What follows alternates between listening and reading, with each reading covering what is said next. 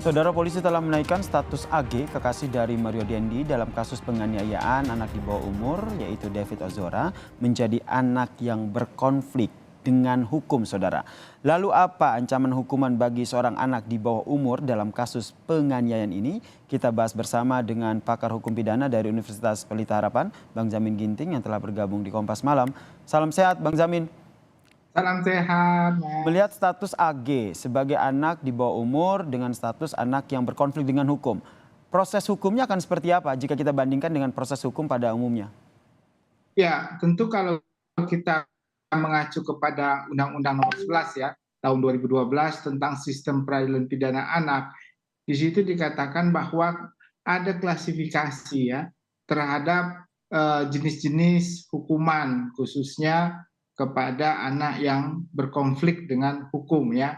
Artinya dalam bahasa sehari-harinya itu adalah sudah dijadikan tersangka ya kalau dia dulunya masih jadi saksi anak yang berhadapan dengan hukum ya. Itu terminologi dalam undang-undang ya di pasal 1 ayat 3. Nah, jadi kalau dia berhadapan dengan hukum, dia itu masih jadi saksi tapi berkonflik dengan hukum, sudah jadi tersangka, jadi sama seperti orang yang jadi tersangka mempunyai hak-hak ya, hak untuk didampingi oleh penasihat hukum ya, hak untuk dilakukan perlindungan ya dengan cara lembaga perlindungan anak atau KPAI di sini harus memberikan perlindungan yang utuh ya kepada anak-anak ini supaya diperlakukan dalam hal pemeriksaan tidak merasa takut ya, tertekan dan mengalami psikologi yang cukup tinggi.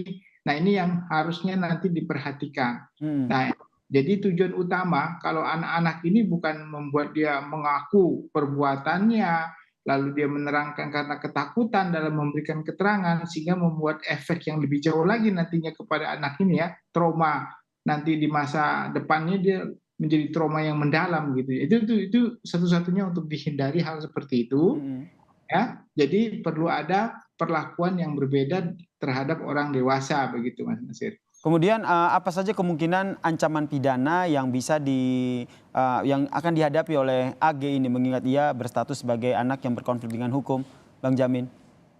Ya, jadi begini Mas Nasir. Jadi ada beberapa klasifikasi yang diatur dalam Undang-Undang Peradilan Anak ini ya. Kalau anak yang berusia di bawah 12 tahun, maka itu secara otomatis ya, secara otomatis maka anak ini tidak boleh disentuh oleh peradilan. Ya, nggak boleh disentuh. Dia ada namanya diversi. Dia harus anak itu dikembalikan kepada orang tuanya. Jadi tanpa proses peradilan ya. Oke. Nah, karena itu anaknya di bawah umur 12 tahun. Itu klasifikasi pertama. Klasifikasi kedua adalah seorang anak yang berusia 12 sampai 14 tahun yang tadi ya berkonflik dengan hukum, dia dapat diajukan di depan persidangan. Tetapi kategori usia ini dia bisa juga dijatuhi hukuman ya. Ya, tindakan-tindakan apa hukumannya ya? Tindakan hukumannya ya tentu yang lebih ringan ya. Dan salah satunya adalah dikembalikan lagi ke orang tua atau ke panti sosial. Ya, Oke. jadi nanti putusannya menyatakan dia dikembalikan ke orang tua atau ke panti sosial, tapi boleh dipersidangkan gitu, boleh dipersidangkan. Itu 12 sampai 14 tahun ya? Ya, 14 ya. Jadi 12 Kemudian? 14 ya. Lalu anak yang berusia antara 14 sampai 18 tahun. Nah, kalau ini dia harus masuk dalam persidangan. Nah, hukumannya juga dan bisa ditahan ya, bisa ditahan dan divonis hukuman, tetapi hukumannya tidak boleh lebih dari setengah ancaman maksimum dari orang dewasa. Jadi dikurangi setengah ya dari ancaman maksimum orang dewasa.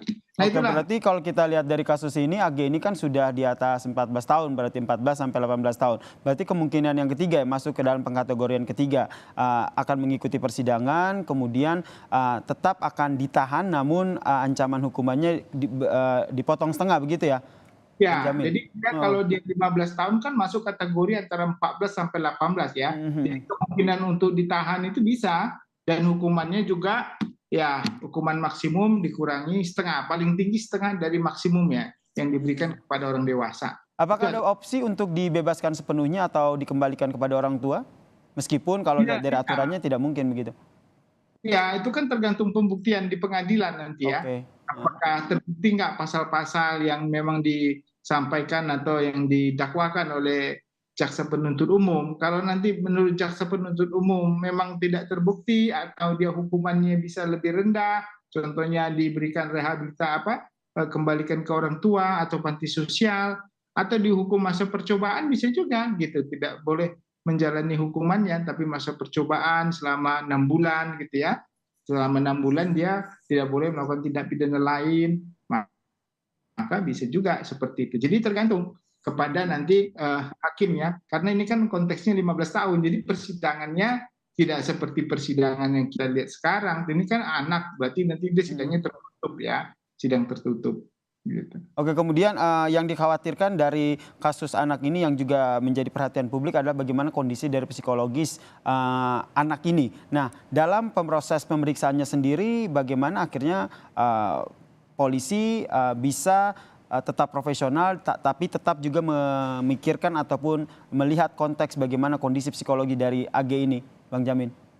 Ya, tentu anak ini tidak akan sendiri ya. Pertama ada kuasa hukum, terus ada pendamping dari lembaga yang memang diberikan ya untuk melakukan pendampingan. Karena nanti dia akan dilihat, diteliti terus secara psikologis, apakah dia mampu atau tidak untuk memberikan keterangan. Kadang-kadang kan depresi ya, anak-anak ini kan juga umur 14 tahun atau 15 tahun ada juga, apalagi wanita ya, perempuan ya, artinya jadi bisa saja waktu dia mau memberikan keterangan dia tidak bisa memberikan keterangan karena trauma atau depresi bisa juga, sehingga harus ada pemulihan dan tidak bisa dipaksakan. Biasanya kalau sidang anak begitu, kalau anaknya nggak bisa memberi keterangan, terpaksa sidangnya di stop dulu Oke. sampai nanti dipulihkan kembali, kan nggak seperti orang dewasa ya yang bisa diperiksa oleh kesehatan badan dan jiwanya gitu. Tapi anak-anak ini kan lebih pada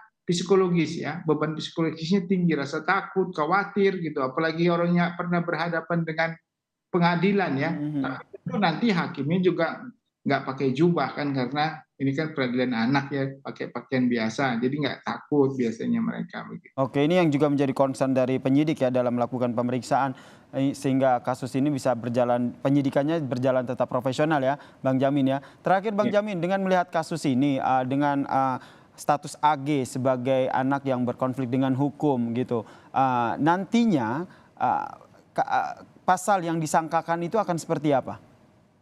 Ya tentu itu pasal yang diatur di ketentuan pasal 76 atau 79 ya, huruf C terkait dengan itu, tapi nanti kan dijuntukan ke pasal terkait pasal 355, karena yang utamanya kan pasal 35 ya, 355 ya, pasal Penganiayaan ya? perencanaan yang mengakibatkan luka berat ya. Mm-mm. Nah, itu nanti bisa setengah dari ancaman maksimum. Kalau dia 12 tahun, berarti ancaman maksimum kepada anak itu 6 tahun begitu. Jadi itu nanti rentetannya dan perlakuannya berbeda tentu, karena kan yang satu kan pelakunya sudah dewasa ya, 20 tahun, yang satu masih anak-anak. Jadi perlakuannya juga beda, sanksi pidananya beda. Ya tentu juga ini yang membedakan bagaimana pengawasan nanti ya, terutama KPAI untuk bisa melihat bagaimana ya proses persidangan ini jangan membuat anak ini menjadi trauma sehingga seumur hidupnya jadi trauma ya. Kita kan nggak mau ya anak-anak Betul, ini betul.